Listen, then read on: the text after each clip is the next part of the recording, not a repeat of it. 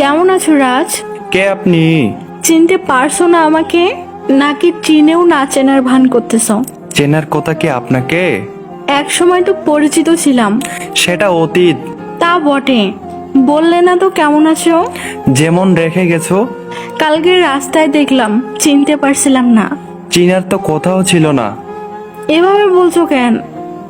এটাই তো চেয়েছিলে, তাই এতদিন পর ব্লগ খুলে নিজে থেকে এসএমএস দিলে কি মনে করে?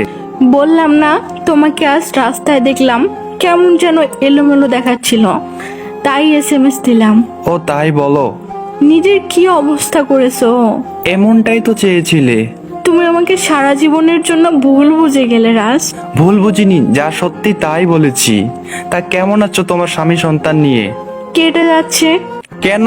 সুখের আশায় তো ছেড়ে গিয়েছিলে আমায়। বলতে চাই না এই ব্যাপারে। জানি এড়িয়ে যাবে। আমার প্রশ্নের উত্তর নেই তোমার কাছে, আমি জানি।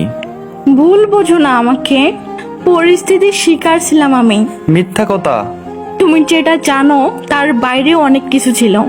যেটা দেখেছি সেটাই বিশ্বাস করি। তুমি বিশ্বাসঘাতকতা করছো আমার সাথে। সামান্য কয়টা টাকার জন্য আমাকে ছেড়ে বিয়ে করছো অন্য একজনকে।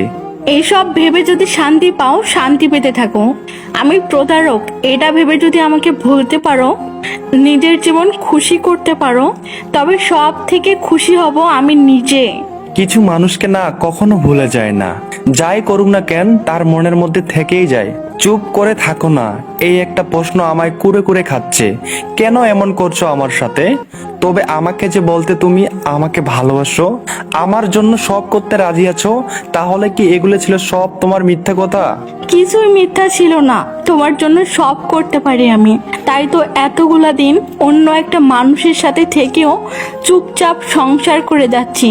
চিনে জেনে যাকে কখনোই ভালোবাসি নাই, আমি তার বাচ্চার মা। আমার জন্য মানে? রাজ, গত 3টা বছর তুমি আমাকে ভুল বুঝেছ। আমি চেয়েছিলাম তুমি যদি আমাকে ভুল বুঝে নিজেকে সান্ত্বনা দিতে পারো, নিজের জীবন ভরিয়ে ভালো থাকতে পারো, তাহলে না হয় আমি সারাটা জীবন তোমার চোখে বেঈমান প্রতারক হয়ে থাকবো। তাই এতদিন চুপ ছিলাম, তোমার মুখোমুখি হইনি। আজকে না চাইতে তোমার সামনে পড়ে গেলাম। আমি সেই রাজকে ভালোবাসতাম, সে কখনো সিগারেট ছুঁয়ে দেখেনি। আজকে দেখলাম তোমার হাতে সিগারেট। পাড়ার বখাটে ছেলেরা এখন তার বন্ধু, কলেজের টপার বয় এখন নাকি আর কলেজেও যাও না। যে সামান্য সিগারেটের গন্ধ সহ্য করতে পারতো না, শুনলাম সে নাকি আজ নেশা করে কাটাতে পারে। আমি তো এমনটা চাইনি কখনো, চেয়েছিলাম তুমি ভালো থাকো।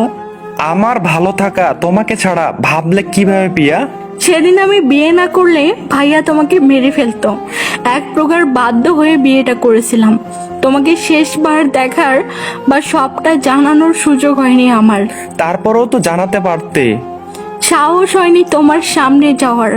আমি অনেক কষ্টে থাকলেও তুমি ভালো থাকবে, আমি তোমাকে না পেলেও দূর থেকে দেখবো তোমাকে। তবে আমি আজ যে রাজকে দেখছি, সেই রাজকে আমি এমন ভাবে কখনো দেখতে চাইনি। নেশা ছাড়া বেঁচে থাকা হবে না। তোমাকে ভুলিয়ে দু চোখে ঘুম আনতে পারে শুধুমাত্র এই নেশাটাই। মাফ করে দিও, আমি তোমার জীবনটা সাজিয়ে দিব বলেছিলাম, সাজাতে তো পারলাম না, উল্টে নষ্ট করে দিলাম।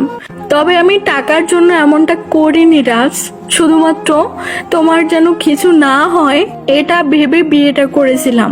তুমি তো জানো ভাইয়া কেমন মানুষ, ও তোমাকে মেরে ফেলতেও 2 মিনিট ভাববে না। আমি 3টা বছর উল্টো তোমাকে ভুল বুঝে গেলাম।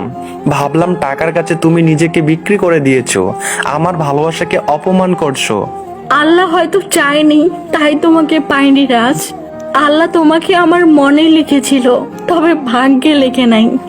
জানো আমি তোমাকে ছাড়া ভালো নেই, এলোমেলো হয়ে গেছে আমার জীবনটা। ক্ষমা করে দিও আমাকে। আল্লাহ যা করছে ভালোর জন্যই করছে, বাস্তবতা মেনে নাও। নিজেকে কষ্ট দিও না, নিজের জীবনটা নিজের মতো করে সাজাও।